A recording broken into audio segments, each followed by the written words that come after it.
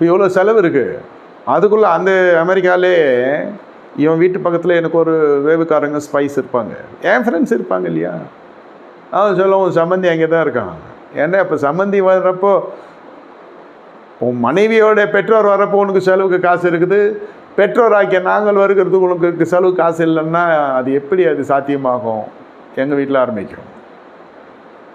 பெற்றது ஒரு புள்ள, அது அமெரிக்காவுக்கு விற்றுப்பிட்டோம். அது அமெரிக்கா மாப்பிள்ளைன்னு இவன் வாங்கின்னு போயிட்டான். யார்? பெரிய தொகையில் அவன் வாங்கின்னு போயிட்டான், மாப்பிள்ளை ஆக்கிட்டாங்க. அவங்களுக்கு எல்லா ரைட்ஸ் இருக்குது போயிட்டு வரத்துக்கு. ஏன்னா அது பேமெண்ட் சீட்டு. இது சந்தை ஆடு சொல்கிறேன் இல்லையா. இவ்வளோ விலை கொடுத்து வாங்கிறாங்க, இத்தனை சவரம் போட்டிருக்காங்க, இவ்வளோ கேஷ் கொடுத்துருக்காங்க, இவ்வளோ கார் கொடுத்துருக்காங்க, இவ்வளோ பெரிய விலையில் கார் கொடுத்துருக்காங்க.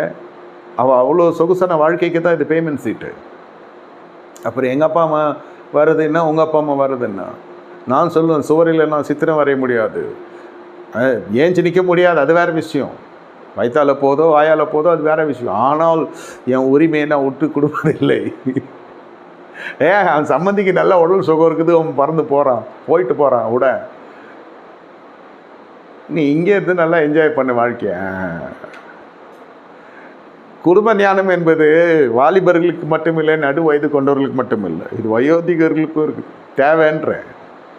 எப்படி அவன் என்னை விட்டு போகலாம்? நல்ல அரசு ஊதியம் செய்கிறவங்களாம் இருந்தால் கிராஜுவேட்டி பென்ஷனு விஆர்எஸ் வாங்கி அவனை படிக்க வச்சு அதை ஆரம்பிச்சிருவாங்க.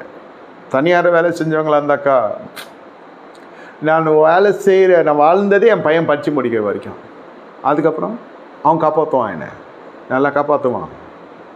வேதம் சொல்லுது மனுஷனுக்கு என்னத்தை செய்வான், அது மனுஷன்.